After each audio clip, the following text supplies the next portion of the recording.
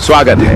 हमारे चैनल जननायक दस्तक टीवी में खबर को देखने से पहले चैनल को लाइक, शेयर, सब्सक्राइब करें और बेल आइकन जरूर दबाएं। लगातार उस पर स्टडी कर रहे हैं और देख कर बात करें। तो क्या है, पहला सवाल तो यही है, एसआईआर है क्या? ये शासन द्वारा विशेष संक्षिप्त पुनरीक्षण का कार्य प्रतिवर्ष और वर्ष में 2 बार कराया जाता था। ये स्पेशल इंटेंसिव रिवीजन है, विशेष गहन पुनरीक्षण है मतदाताओं का। जो भारत देश में जितने भी मतदाता हैं उनकी वास्तविक पहचान कराने के लिए भारत निर्वाचन आयोग द्वारा ये कार्रवाई की जा रही है। वर्तमान में मध्य प्रदेश में एसआईआर 4 नवंबर से प्रारंभ हो गया है। इसमें एक गणना पत्रक दिया गया है जो प्रत्येक मतदाता को, जो 2025 की मतदाता सूची में जिसका नाम है उसके नाम से प्रिंटेड होके ये गणना पत्रक आया है। उस गणना पत्रक से ही आपके वास्तविक मतदाता होने की पहचान होगी। बीएलओ घर घर जा रहे हैं, उस गणना पत्रक को दे रहे हैं। उस गणना पत्रक में व्यक्ति को अपना डाटा फीड करना है। अब इसमें 2-3 अलग अलग कैटेगरी हैं। लोगों का भ्रम यही रहता है कि वो किस कैटेगरी में आएगा। तो जो 2025 में जिसका मतदाता सूची में नाम है उसके नाम से तो गणना पत्रक आया है, लेकिन यदि उसका नाम 2003 की मतदाता सूची में भी होता है तो उस व्यक्ति की मैपिंग हो जाती है। 2003 की मतदाता सूची का डाटा उसमें भर दिया जाता है, उसके हस्ताक्षर हो जाते हैं और वो व्यक्ति मतदाता के रूप में वेरीफाई हो जाता है। अब मान लो किसी व्यक्ति का 2003 की मतदाता सूची में नाम नहीं है और जो 38 साल से छोटे व्यक्ति हैं तो उनके माता पिता या दादा दादी, इन 4 व्यक्तियों में से किसी ना किसी व्यक्ति का मतदाता सूची में नाम होगा तो उसे उससे लिंक कर दिया जाता है। मान लो कोई बहुएं हैं तो उनके पति के साथ उनको लिंक ना करते हुए उनके माता पिता, दादा दादी जो भी जहाँ थे, मान लो हम कैलारस के संदर्भ में ही बात करें, कैलारस में कोई व्यक्ति दिमनी से आके यहाँ के बिहाया है तो दिमनी की जो मतदाता सूची होगी 2003 की, हम उसे डाउनलोड कर सकते हैं। डाउनलोड करने के बाद उसमें एपिक नंबर मिल जाता है, सीरियल नंबर मिल जाता है और उससे उसे लिंक करके उस मतदाता का वेरिफिकेशन कर दिया जाता है। मेरा सभी लोगों से निवेदन है कि जिन जिन लोगों को एसआईआर के तहत गणना प्रपत्र मिल रहे हैं उसे अनिवार्य रूप से भर लें। भरने में कोई असुविधा हो रही है तो बीएलओ आपको पूरी जानकारी प्रदान कर देगा।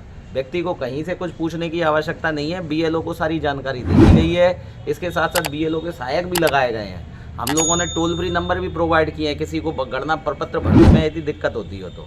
लेकिन अधिक से अधिक संख्या में और पूरे 100% संख्या में अपन गणना प्रपत्र भरें। अब इससे फ़ायदा ये होने वाला है जो मृत मतदाता है, तो मृत मतदाता का गणना प्रपत्र जाएगा तो मृत मतदाता चूँकि है नहीं है तो उसका गणना प्रपत्र नहीं आ पाएगा, यानी उसका नाम स्वतः ही वहाँ से कट जाएगा। दूसरा फ़ायदा ये है किसी का पंचायत में भी मत होता है और नगर पालिका क्षेत्र में भी होता है तो वो लिंक किसी एक ही जगह से होगा।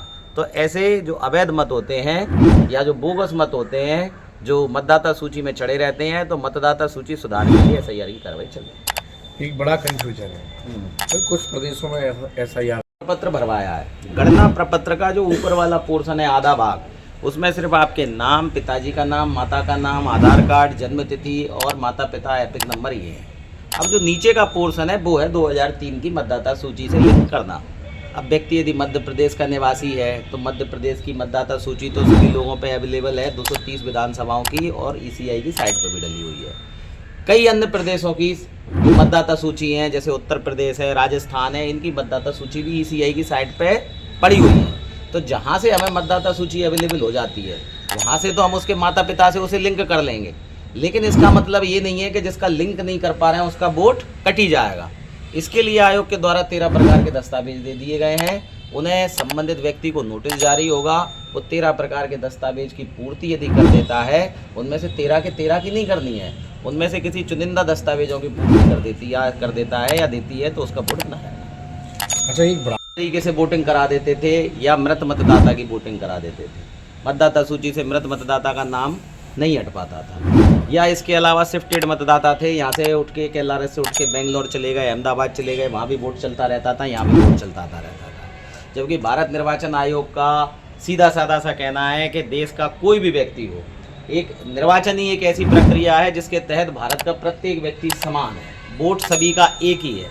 भारत के सर्वोच्च पद पर बैठे हुए राष्ट्रपति महोदय का भी और एक सामान्य व्यक्ति का भी वोट सबका एक ही होता है। तो वोट एक ही जगह होना चाहिए। यदि वो बेंगलोर में है तो बेंगलोर रहे, कैलारस में है तो कैलारस रहे, मुरैना है तो मुरैना रहे। तो ऐसे व्यक्तियों को भय है जिनके 2-3 जगह वोट होते हैं। इसके अलावा जो अवैध रूप से लोग रह रहे हैं, जिनकी कहीं लिंकेज नहीं है, भारत के नागरिक होने की जो प्रमाणिकता साबित नहीं कर पाएंगे, तो ऐसे लोगों के वोट काटने की कार्रवाई करें। अच्छा, इसमें एक चीज़ बड़ी ये भी है सर कि ये कब तो गणना प्रपत्र डिस्ट्रीब्यूट किए हैं वो 4 नवंबर से हम लोगों ने डिस्ट्रीब्यूट किए हैं, लगातार अभी भी जारी है।